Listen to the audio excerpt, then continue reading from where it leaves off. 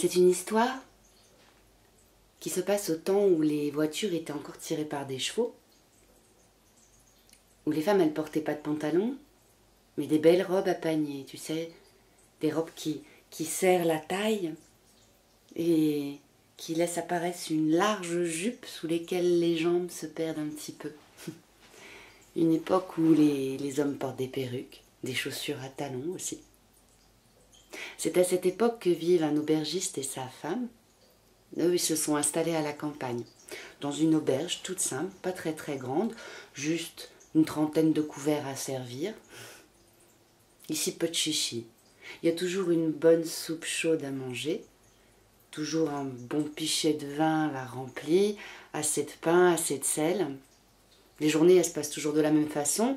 L'homme, il reçoit le client, il s'occupe des chevaux pendant que le client va manger, et la dame, elle est dans la salle à manger, elle sert la soupe, elle accueille. C'est toujours les mêmes gens, à vrai dire. Des gens de passage, comme on dit, des commerçants, des artisans, souvent des gens seuls, des hommes. Et puis il y a ce jour qui a tout changé. Parce que dans la cour de l'auberge s'est arrêté un carrosse. Un joli carrosse tiré par 4 chevaux. Et du carrosse sont descendus un homme avec une grosse perruque, des chaussures à talons, même qu'il a un peu du mal à marcher sur les pavés de la cour. Et puis surtout sa dame, oh, une magnifique femme, dans une belle robe à panier. Elle a des bracelets qui lui courent tout le long des bras et puis un énorme collier là qu'elle a mis autour de son cou. Ah, quand elle est rentrée dans la salle à manger, tout le monde l'a regardée. Surtout la femme de l'aubergiste. Oh, qu'est-ce qu'elle l'a trouvée belle. Alors elle l'a bien servie. Elle lui a donné 2 bonnes rations de soupe. Le vin était bien là, non, tout était parfait. Et puis elle les a regardés manger. Ça lui a donné plein de rêves. Ça n'a pas duré longtemps, le temps d'un repas, mais c'était bien. La dame et l'homme, ils sont partis. Et tout l'après-midi, la femme, elle a eu le sourire, tu comprends. Voir aussi belle chose dans son auberge, c'est pas tous les jours que ça arrive. Alors le soir, quand ils sont rendus tous les deux là, l'aubergiste et sa femme, à nettoyer la salle à manger, la salle à manger vide de ses clients, ils sont là tous les deux, lui, il a le balai, et elle débarrasse la table. Elle se met à parler tout haut, elle lui dit « Dis donc, cette dame, cet après-midi, elle était belle, hein, oh là là. T'as vu sa robe? Et puis les bracelets, là, qui étaient tout le long de ses bras. Et ce collier qu'elle avait, oh là là, t'as vu? Elle en a de la chance. Moi, j'aimerais bien avoir assez d'argent pour me payer tout ça. Qu'est-ce que je serais belle, hein? Qu'est-ce que t'en penses, toi? Je serais belle, hein, si j'avais tout ça. L'autre, il la regarde, il lui dit, tu serais belle. T'es déjà belle comme t'es. Qu'est-ce que tu ferais avec tout cet argent? Et puis une robe à panier, ça te servira à quoi pour passer entre les tables? Ça serait pas bien pratique, hein? Et si t'avais des bracelets comme ça autour de tes bras pour remuer la soupe dans la cheminée, oh bah ça ferait du bruit, ça dérangerait tout le client. Elle lui dit, ça va pas toi? Si on avait assez d'argent pour que je puisse avoir une robe comme ça ou des bijoux autour des bras, bah moi je serais pas à servir le client, hein. J'aurais bien une dame à payer qui aurait mis le bonnet et le tablier à ma place. Non, moi je serais au fond de la salle, là à faire les comptes. Quelquefois j'irais voir les gens pour discuter, c'est bien tout ce que je ferais, hein. L'homme il la regarde et lui dit, arrête donc. Ce qu'il faut, quand on a de l'argent, c'est bien manger. Parce qu'il faut avoir la santé dans la vie. Ça sert à rien de pas avoir, de pas avoir la santé, d'avoir de l'argent et de pas avoir la santé. Non, bien manger. Moi, si j'avais de l'argent, je m'achèterais 2 bons tonneaux de vin, il lui dit. Et puis de la volaille. Du pain encore. Il y aurait tout plein de choses à manger pour que le client soit content. Lui dit, toi et ta nourriture, là. On dirait qu'il n'y a que ça qui compte. Un peu de rêverie quand même, un peu d'extravagance, ça fait du bien aussi. L'autre, il la regarde et lui dit, de toute façon, ça sert à rien de se disputer. Bon, de l'argent, on n'en a pas. Et puis ça tombe pas comme ça. Il y aurait bien qu'une fée qui pourrait nous donner de l'argent. Aujourd'hui, lui dit, t'en connais une fée? Il dit, bah non, j'en connais pas. Ça serait si j'en connaissais une. Hein. Il dit, bon bah alors, ça sert à rien de discuter. Il a à peine fini sa phrase que ça vient de toquer à la porte. Ça vient de toquer, il est passé minuit.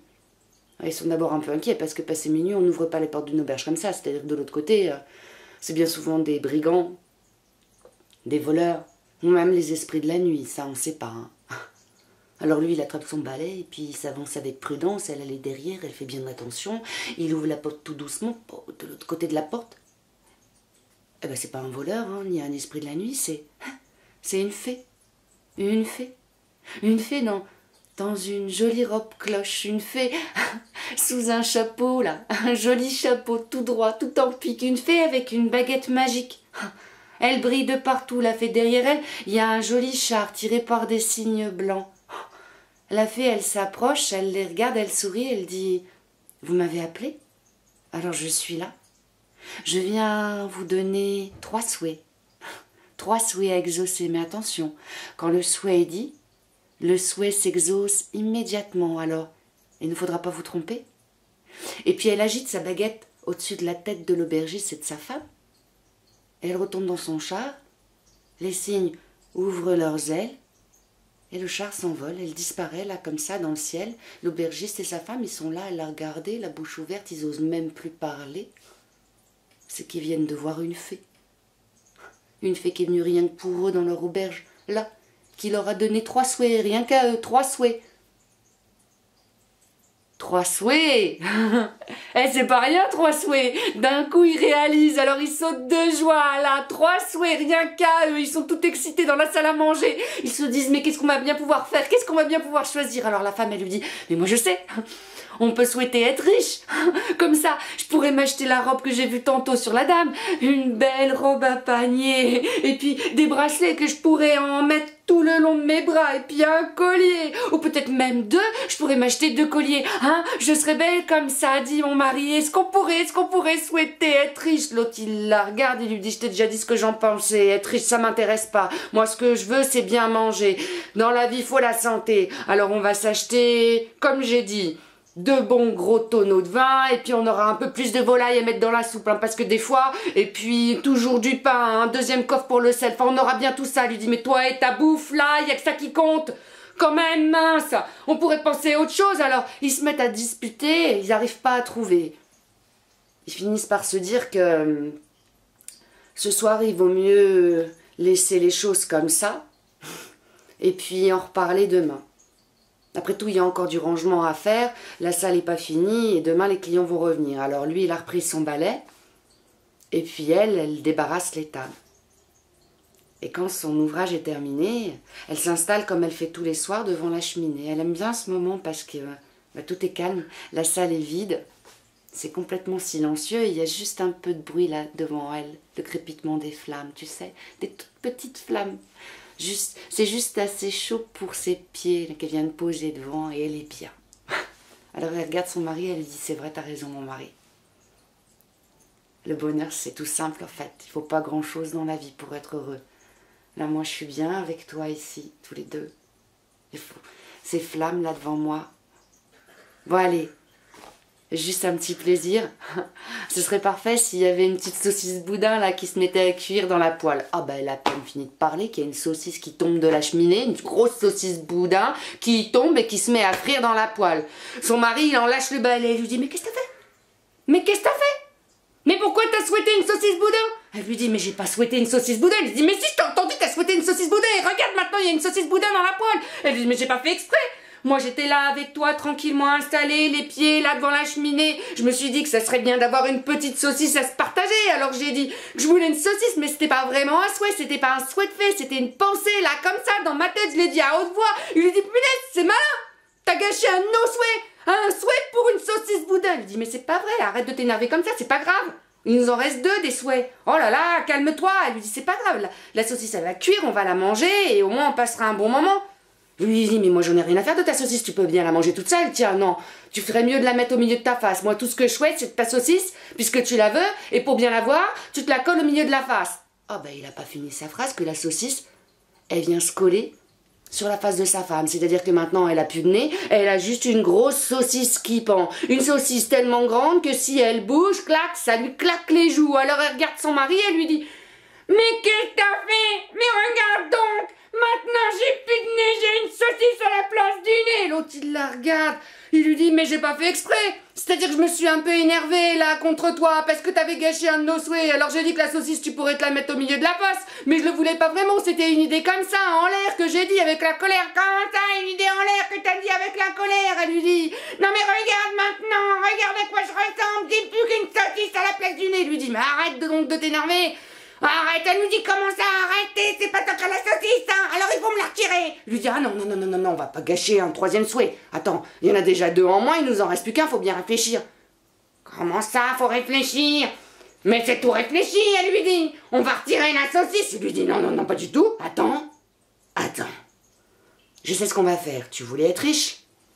On n'a qu'à souhaiter être riche. Comme ça, t'auras ta belle robe à panier, celle qui ressemble à la dame que t'as vue tantôt. T'auras tes bracelets que tu vas te mettre tout le long du bras. Hein. T'auras un collier, 2 et même 10 si tu veux. Et puis pour ton nez, on trouvera bien à faire un petit étui en cuir là. Ça cachera. Comment ça va cacher? Le truc qui me prend toute la face. On peut pas cacher quoi que ce soit. Alors il dit, mais arrête de t'énerver, arrête de crier, ça sert à rien. Bon, je sais ce qu'on va faire. Toi, tu voulais briller, eh ben tu vas briller. On va aller voir le ferronnier. Il va te faire un petit étui en métal, là. Tu mettras des pierres dessus. Et puis voilà, ce sera très joli. Ça sera en accord avec ton collier et puis tes bracelets.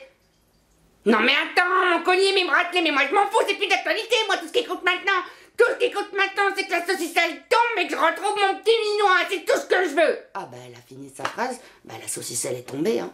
Elle a retrouvé son petit minois. Et puis le sourire aussi, parce que bon. Le mari, il la regarde. Et tous les deux, ils éclatent de rire. Parce que tu comprends, ça fait 1 heure qu'elle est partie. Et en 1 heure, bah, ils ont réussi à gâcher leurs 3 souhaits quand même, autour d'une saucisse boudin. Une saucisse qui maintenant est éclatée sur le sol. Alors ils l'ont ramassée. Et puis ils l'ont fait cuire. Ils se sont installés devant la cheminée qui crépite un petit peu là. Et puis ils ont mangé. Tous les deux. Comme quoi, à force de trop souhaiter, des fois on n'a pas. Et puis bah, le bonheur, ça peut se résumer à un petit feu, une bonne saucisse boudin. Allez, salut.